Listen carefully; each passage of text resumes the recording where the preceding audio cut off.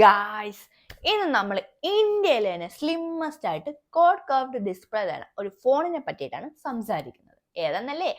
iQC10R. അപ്പോൾ video തുടങ്ങുന്നതിന് മുമ്പ് എന്നത്തെ പോലെ നിങ്ങൾക്ക് എൻ്റെ വീഡിയോ യൂസ്ഫുൾ ആണ്, ഇഷ്ടപ്പെട്ടുവെങ്കിൽ ലൈക്ക് ചെയ്യുക, സബ്സ്ക്രൈബ് ചെയ്യുക, കമൻറ്റ് ചെയ്യുക, ഷെയർ ചെയ്യുക.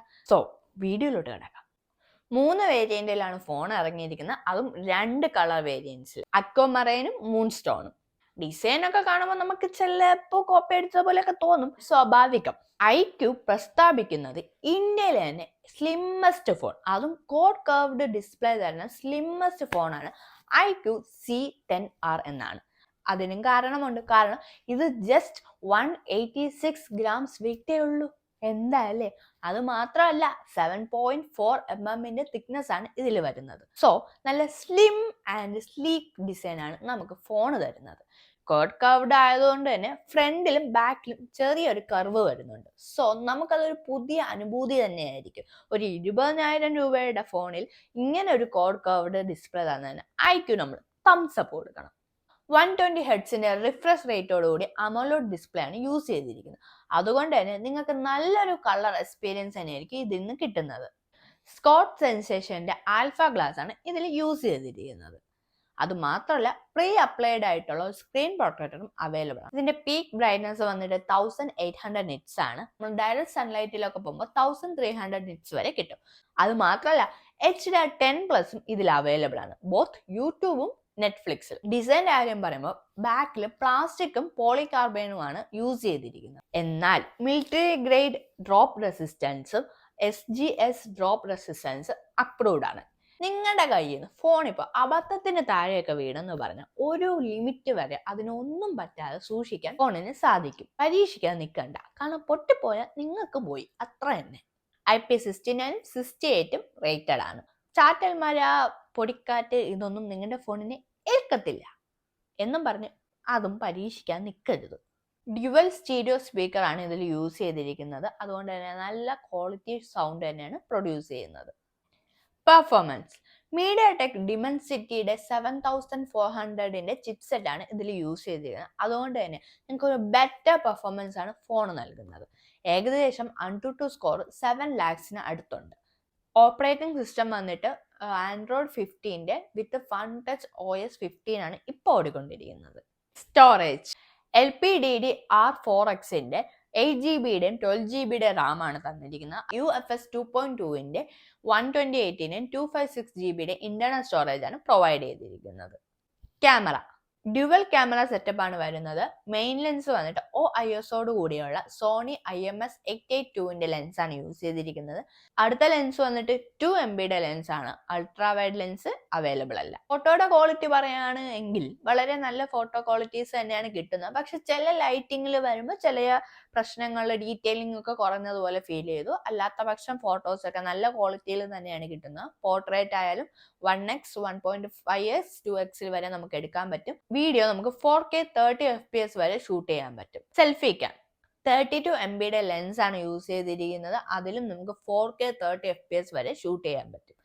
സ്റ്റെബിലൈസേഷന്റെ കാര്യം പറയുമ്പോൾ ചെറിയ കുറവ് പോലെ എനിക്ക് ഫീൽ ചെയ്തു, എങ്കിലും കുഴപ്പമില്ലാത്ത സ്റ്റെബിലൈസേഷൻ കിട്ടുന്നുണ്ട്. ഈ ഒരു പ്രൈസ് റേഞ്ച് നല്ലൊരു ക്യാമറ സെറ്റപ്പ് തന്നെയാണ്. സ്റ്റെബിലൈസേഷന്റെ കാര്യത്തിലും ഒരു വിട്ടുവീഴ്ച ഈ ഒരു പ്രൈസ് റേഞ്ചിൽ അവർ തന്നിട്ടില്ല. ക്യാമറയുടെ കാര്യം എടുത്തു പറയുന്നത്, സാധാരണ നമ്മുടെ ഫോണുകളിൽ കണ്ടുവരുന്ന ഫ്ലാഷ് ലൈറ്റ് അല്ല ഇതിലുള്ളത്, ഓറ ലൈറ്റ് ആണ്. പക്ഷെ ഒരു കളർ മാത്രമേ ഇപ്പോൾ അവൈലബിൾ ആയിട്ടുള്ളൂ, കൂൾ വൈറ്റ്. അതും എത്ര ബ്രൈറ്റ്നെസ്സിൽ വേണം എന്നുള്ളത് നമുക്ക് അഡ്ജസ്റ്റ് ചെയ്യാൻ പറ്റും. പിന്നെ ക്യാമറയുടെ സെറ്റപ്പിനെ പറ്റി പറയുമ്പോൾ ഒരു കാര്യം കൂടെ എടുത്തു പറയാനുള്ളൂ. എല്ലാ ഫോണിലുള്ള പോലെ ഇതിലും നമുക്ക് ടൈം ലാപ്സും സ്ലോമോ ഒക്കെ ഷൂട്ട് ചെയ്യാൻ പറ്റും. അതുകൂടാതെ ഇതിലൊരു അണ്ടർ വാട്ടർ ഫോട്ടോഗ്രാഫി മോഡും കൂടെ അവൈലബിൾ ആണ്. സോ നിങ്ങൾക്ക് വെള്ളത്തിനടിയിൽ ഫോട്ടോ എടുക്കാം എന്നും പറഞ്ഞ് ഒരുപാട് അങ്ങ് മുക്കിക്കളയരുത്. ഫോൺ അടിച്ചു പോയാൽ നിങ്ങളെ കയ്യിൽ നിന്ന് തന്നെ പൈസ പോവും. ബാറ്ററിയുടെ കാര്യം പറയുമ്പോൾ എടുത്തു പറയാമല്ലോ, ഈ ഒരു പ്രൈസ് റേഞ്ചിൽ നല്ലൊരു ബാറ്ററി സെറ്റപ്പാണ് നമുക്ക് iQ തന്നിരിക്കുന്നത്. 5700 mAh ബാറ്ററിയാണ് നമുക്ക് iQ പ്രൊവൈഡ് ചെയ്തിരിക്കുന്നത്. എന്ന് പറഞ്ഞാൽ നിങ്ങൾ നോർമൽ പേഴ്സൺ ആണെങ്കിൽ ഒരു ദിവസമൊക്കെ സൂപ്പറായിട്ട് ഫോണിൽ ചാർജ് ചെയ്യും. 44 വാട്ടിന്റെ ചാർജറും നമുക്ക് പ്രൊവൈഡ് ചെയ്യുന്നുണ്ട്. അത് അല്പം കുറവുപോലെ തോന്നി. ഈ ഒരു പ്രൈസ് റേഞ്ചിൽ നമുക്ക് 44 വാട്ടും ഇത്രയും നല്ലൊരു ബാറ്ററി ഒക്കെ തന്നുകൊണ്ട് നമുക്കത് വലിയ ഇതായിട്ട് പറയേണ്ട കാര്യമില്ല. 1.25-1.5 മണിക്കൂറിനുള്ളിൽ നമുക്ക് ഫോൺ ഫുൾ ചാർജ് ആവും. സാധാരണ ഫോണുകളിൽ കിട്ടുന്നത് പോലെ ഇപ്പോൾ ഇതിലും മിക്ക AI അവൈലബിൾ ആണ്. AI eraser, AI image enhancer, AI translator, circle to search, Gemini എല്ലാം ഇതിലും അവൈലബിൾ ആണ്. ഗെയിമിങ്ങിന്റെ കാര്യം പറയുകയാണെങ്കിൽ BGMI ഒക്കെ നമുക്ക് 60 FPS കളിക്കാൻ പറ്റും. കോൾ ഓഫ് ഡ്യൂട്ടി നമുക്ക് 90 FPS ഇപ്പോൾ സ്മൂത്ത് ആയിട്ട് കളിക്കാൻ പറ്റും. മേ ബി ഫ്യൂച്ചർ അപ്ഡേറ്റ്സ് വഴി ഇത് കൂടാനും ചാൻസ് ഉണ്ട്. ഗെയിമിങ്ങിന്റെ കാര്യം പറയുമ്പോൾ ഇത് എടുത്തു പറയണമല്ലോ, ഒരു ലാർജ് കൂളിംഗ് ഗ്രാഫൈറ്റ് ഏരിയ തന്നെ ഇവരെ ഒരുക്കിയിട്ടുണ്ട് ഈ ഫോണിൽ. സോ നിങ്ങൾ ഗെയിമിംഗ് കളിച്ചെന്നും പറഞ്ഞിട്ട് ഈ ഫോൺ പെട്ടെന്ന് ചൂടാകത്തില്ല. ബട്ട് ഒരു ലോങ് റണ്ണിൽ അതാണ് ഫോണുകൾ ഹീറ്റ് ആവുന്നത് പോലെ ഇതും ചിലപ്പോൾ ഹീറ്റ് ആവാം. ഗെയിമിങ്ങിന്റെ കാര്യം പറയുമ്പോൾ പറയാലോ, ബൈപ്പാസ് ചാർജിങ് അവൈലബിൾ ആണ്. സോ നിങ്ങൾ ഗെയിം കളിച്ചുകൊണ്ടിരിക്കുമ്പോൾ നിങ്ങളുടെ ബാറ്ററി കുറയുന്നതായിട്ട് നിങ്ങൾക്ക് ഫീൽ ചെയ്താൽ നിങ്ങൾക്ക് ചാർജ് ചെയ്തുകൊണ്ട് ഗെയിം കളിക്കാൻ പറ്റും. ഓവറോൾ റിവ്യൂ, നിങ്ങൾ ഒരു 20,000 രൂപയുടെ ബഡ്ജറ്റിൽ ഒരു കിടിലൻ ഫോൺ നോക്കുകയാണെങ്കിൽ നിങ്ങൾക്ക് ഈ ഫോൺ ഒരു ഗുഡ് ഓപ്ഷൻ തന്നെയായിരിക്കും. കാരണം നല്ല ക്യാമറ, നല്ല ബാറ്ററി, സ്ലിമ്മും ആണ്, സ്ലീക്കും ആണ്. MediaTekന്റെ Dimensity 7400 ചിപ്സെറ്റ് ആണ് എന്ന് പറഞ്ഞാൽ നിങ്ങൾക്ക് നല്ലൊരു പെർഫോമൻസ് ആണ് ഈ ഫോൺ തരുന്നത്. ലാഗിങ്ങോ അങ്ങനെ ഒരു ഇഷ്യൂസും ഉണ്ടാകത്തില്ല. ആകെ എനിക്കൊരു പോരായ്മയായിട്ട് തോന്നിയത് UFS 2.2 ആയിരുന്നു. അതൊരു 3.0 എങ്കിലും കൊടുക്കാമായിരുന്നു.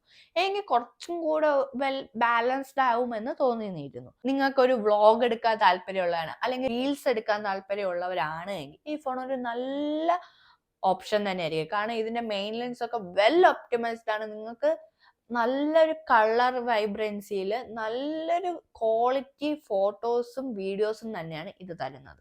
സോ ഇതൊരു ഗുഡ് ഓപ്ഷൻ തന്നെയായിരിക്കും. അപ്പോൾ ഈ വീഡിയോ ഇഷ്ടമായെങ്കിൽ ലൈക്ക് ചെയ്യുക, സബ്സ്ക്രൈബ് ചെയ്യുക, ഷെയർ ചെയ്യുക. അപ്പോൾ അടുത്ത വീഡിയോ ആയിട്ട് കാണുന്നവരെ ബൈ.